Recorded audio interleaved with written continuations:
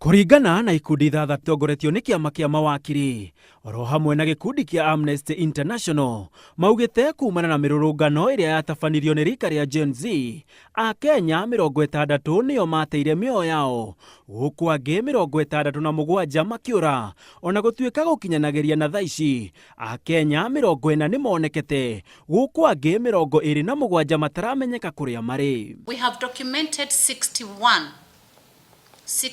persons who've lost their lives, and these are the cases we call extrajudicial killings. Has reported 67 cases of enforced disappearances. 40 of those have been resolved.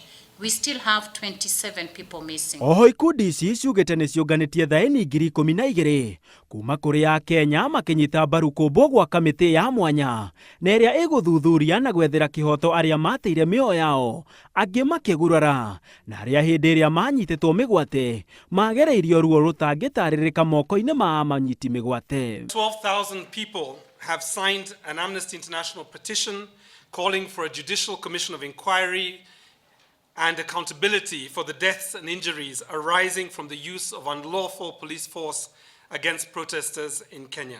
Oho ikundi ici nĩ ciorĩtie thirikari gũkanja nothithi ya ngathĩti ya thirikari ya kũrekererio kwa maabitha a mbirarũ kũgitĩra ofici cia thirikari, ũndũ ũrĩa weyumĩririe hĩndĩ ya mĩrũrũngano. We visit the government's failure to stipulate guidelines and timeliness for the deployment of the Kenya Army to protect critical infrastructure in the aftermath of the June 25th protest.